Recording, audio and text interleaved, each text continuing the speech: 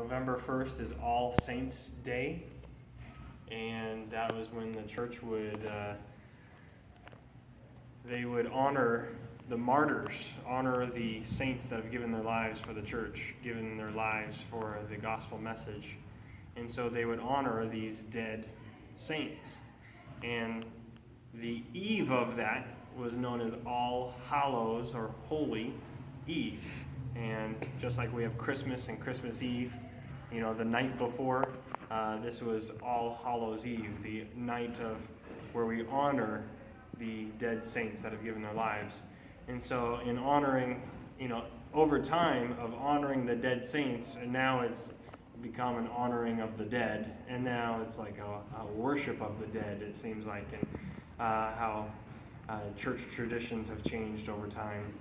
And so now it's very much, instead of a celebration of people's lives that have, that they've lived and then they paid the ultimate price of martyrdom, now it seems an honoring of death, the All Hallows Eve. Now, does that mean that the church can't or shouldn't participate in it?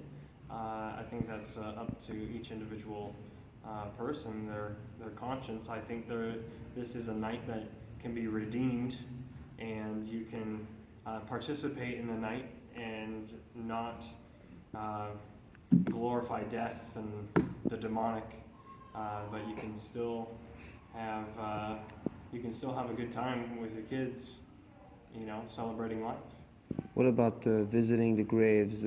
People go, not Halloween, but they pray, and they think that the grave site has a special way of getting prayers answered better. Saints, praying by saints' graves. Because you just opened a new question that I had sitting in my head for a while with someone.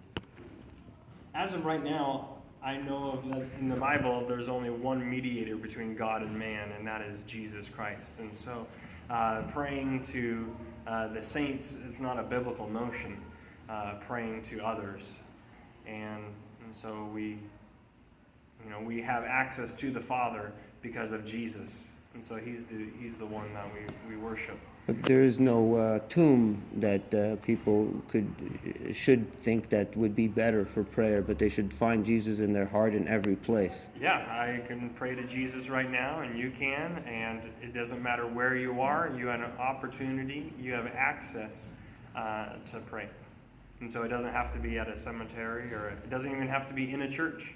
Right. You can pray in the comfort of your own home, in your car, as you're walking down the street.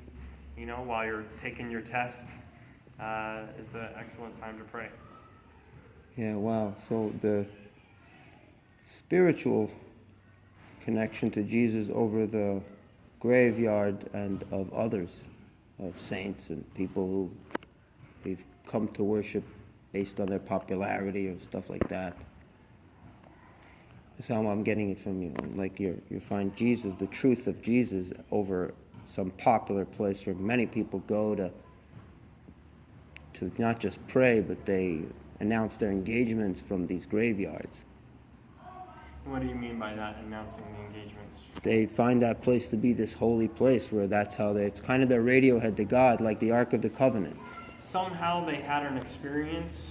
They got the warm fuzzies somehow. Yes, they got it. And so I don't know if it was a coincidence that they had it at the graveyard site. No, this is not a person's personal revelation. This has become the standard. So when it becomes a standard, it's already it's dogma, I guess. Okay. No, I just got the concept from you about Jesus connecting through your heart over a tombstone or a special location with instant coffee and and make it fancy. Anywhere. Not tied to a place, because if it was tied to a place, there would be a line to right. an individual like spot. Like stampedes in Mecca, where people are trying to get closer to the Kaaba, and it gets dangerous. Trampled and they die. Yeah. Wow. That's amazing. If you send an email to the church, I'll be one of the people to get it. Yeah. Okay. This is a very nice church here with you see the Israeli flag. It's a Pentecost, speaking in tongues. I just got a good idea of what Halloween is in a way that I didn't expect. Very nice. Oh, this is okay. I didn't understand the flags, so I